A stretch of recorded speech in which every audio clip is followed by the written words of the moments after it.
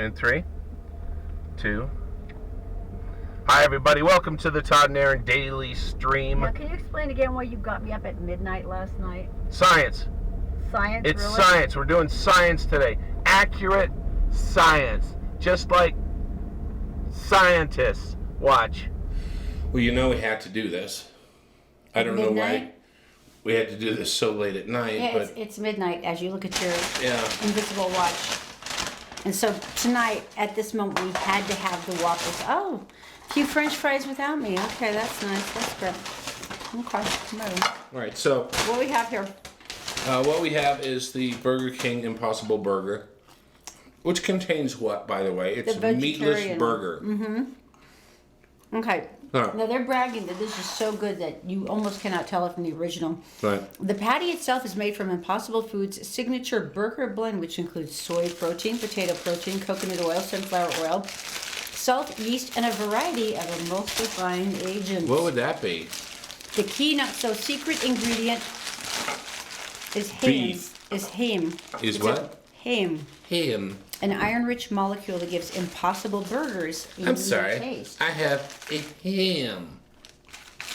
I'm eating a ham. All right. All right, so regular burger, that burger. Okay, so there we go. Reel this. Interesting enough. Are you gonna try to? Like, Interesting enough. Interesting enough is the fact that we're they taking look identical. the fact that we're making vegetarian food look like meat, and yet never have you said, "Hey, can you make this porterhouse steak look like a Brussels sprout?" Ever? What'd you just do? Just thought we'd switch them around. You have no idea where they are, That's do you? the point. Now? Where are they? That's the point. Why did you do that? Because they look identical. I even lifted the patty. If you lift the patties, they look identical. So let's try them and see if we can tell which one is the Impossible Burger. It's midnight. Just humor me, okay? Go ahead. Now that it's ruined. You're such a baby. All right. Impossible Burger? We don't know. This is not scientific. Oh, gosh. This has been screwed up. No. Okay. That's pretty tasty. What is that, you freak?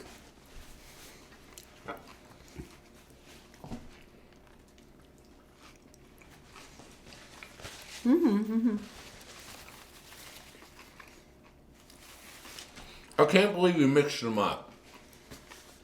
Try that one.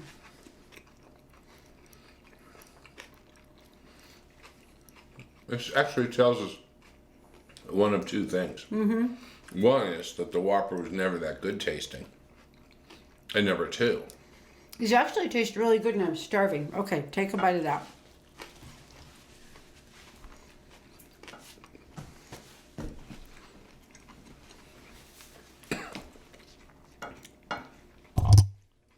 Sorry, it's late and I'm tired. I apologize. That's the real hamburger. That's the Impossible Burger. you have no idea. Well, we can tell because How? see. Yeah, it's that. No, you took the labeling off. This is the Impossible Burger. How do you know that? Taste just Do that to this one. okay. You were a horrible scientist. You know what? That's the Penicillin would never be invented with you. This is the real burger, but that is really good. If I did not taste that as well, I would go, yeah, that's a burger, sure. That's really tasty. So what we've learned here, Is that you would never invent penicillin. no, is apparently him, You would never save iron-rich molecule. malarian victims. the iron-rich molecule, him, apparently is surprisingly useful in making this actually taste like a real hamburger. So we think. Do we know? Not really. You know why? Because the wrapper was removed. I was seriously thinking about like making a pinch underneath so kind of label the burger as the thing, but no, you just went on your That is the real burger. You just went on your crazy merry way and, you know, ruined science for everyone. What I'm saying though is that is a really tasty burger. If you did not taste the actual beef one, you would go, hey, yeah, this is really good. I'm serious, wouldn't you? You can tell the difference now. But really, I mean, texture-wise and the appearance, how it tastes. It's hilarious. You could be absolutely wrong. I'm right. We could take this video, stop it, back it up, take both the A camera and the B-roll, take it, and figure out which one is actually which, and prove you incredibly wrong if that's the case. I'm right. That's the Impossible Burger. Go try one for yourself, I guess. It's really good. Ordinarily, I'm like, no, kids. Enjoy your ham. I'm leaving. You're such a baby. Tired. You didn't even order me any fries. You have no respect for science. You know, this was a specific double-blind study. I'm sorry that you don't understand the rules of research, but I did this exactly right. And now we truly know which one was the Whopper and which one was the Impossible Burger, but we established it through clear guidelines of a double-blind study. Okay, so to know that, you have to know the secret of which one is which. You can't just go, oh, yeah, it's this one. I knew which one it was, even when you told me to close my eyes and you turned it around. A chimp could have done a better job. You were so full. I'm going to tell you something good. Those darn college kids. Do you remember when Game Day, this is the big TV show that does all the football, college football games, and they came to the University of Utah. Oh, wow. And I got to tell you, it is a circus. It's a spectacle. It's not just a show with three guys talking about football. They have events going on. They have like ride the bucking elephant thing. They've got, I mean, it is just crazy. And the crowd goes crazy and the nation watches it. And so this happened. And this gentleman, his name is Carson King, and he was the University of Iowa. That's who he was representing, and he was doing an away game. And you know what he did? He made a sign. What did the sign say? He held it up behind the broadcasters, and it said, I need money for a 6-pack of Busch beer. Well, good for you. Right. It's a specific, relatable goal. I think we can all understand that. And then he put the address. Was it like a Venmo or something, or a PayPal? Yeah. Okay. And it's like, here, please go here. I need and donate my beer money. Okay. And so basically he did it, and when he got home, he had $600. Oh, wow. And that's nice. It's a lot of beer. And it kept growing. It kept growing and growing. And around... You're kidding me. At around 100,000, he realized something has happened. And awesome. Good for you. And so Carson was like, oh, geez. And he talked to his friends. He talked to his parents. And then it was... Spiraled out of control. 70,000. And then at this point, this is like the potato salad story we've talked about in the past. 70,000, 80, 90. And at this point, this is like the best story ever. It starts hitting the internet, and Busch Beer picks up on it, and they say, we'll match anything you raise. Oh, that's so cool. Even I know. better. Because what has he decided to do with it? Oh, so $166,000. First of all, he bought himself a 6-pack of Busch Beer. Busch Beer. And then he took it and he donated to the hospital. It was the University of Iowa Stead Children's Hospital. And they do a lot of work with all different kinds of kids and stuff. And they were like, what? And he said, yeah. And then Busch Beer turned it around. Here's my beer money. And they said, Carson, you are, and I have to get the quote down, you are the king, fit for a king, because he is the king, the Iowa legend. Oh, yeah, the king of beers. So what they did is they took his image and they made beer cans with his face on it and gave him beer for a year. That's awesome. With only he has the cans with his face on it. And he sent back a tweet that said, Bush's Bay. I love that.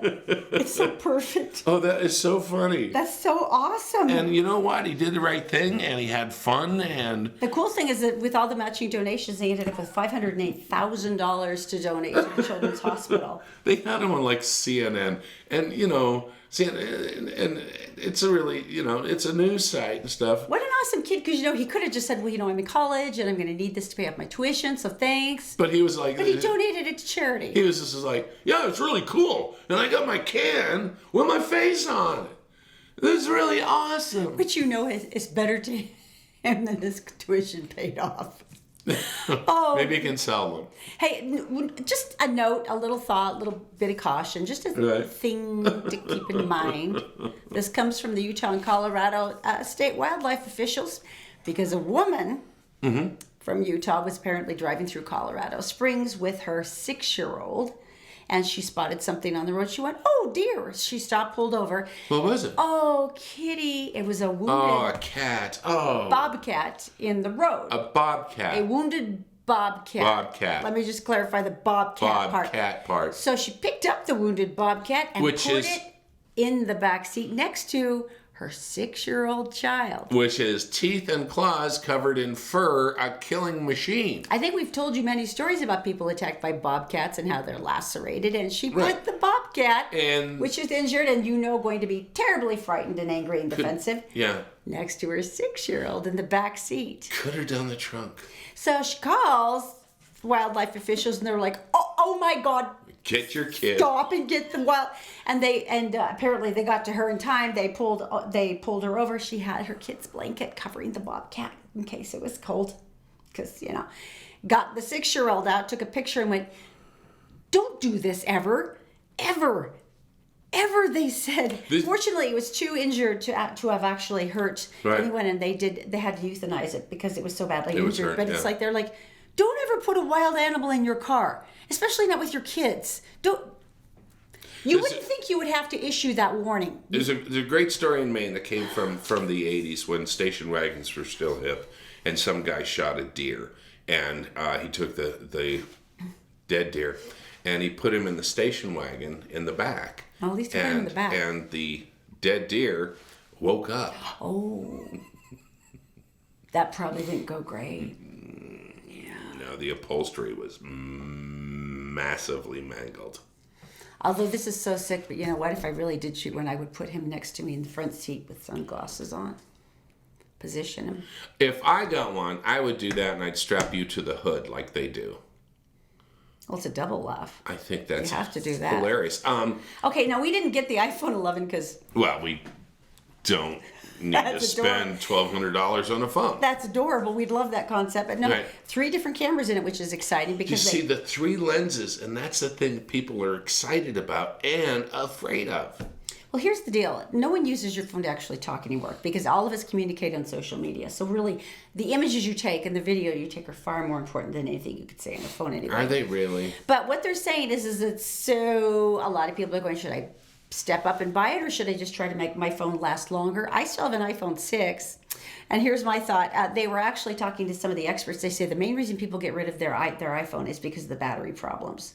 Batteries are like sucking you dry. Wait, back up. All their iPhones, that's why they're getting rid of them? Is that what you're saying? The main reason people are switching and trading up is because they're sick of the iPhone battery dying so quickly. They said, here's a couple of things. They said, number one, you can replace the battery in your phone and it's going to work fine. You can do it repeatedly. I've done that. One expert said, I've replaced the battery in my phone 3 times now and it works perfectly. And it's lasted for years. But a couple of things they said drain your battery faster than anyone knows is, number one, ideally keep your battery level between 30 and 80%. Anything below or above actually strains your battery, which I did not know. I did not know that. Keeping it at 100 was good.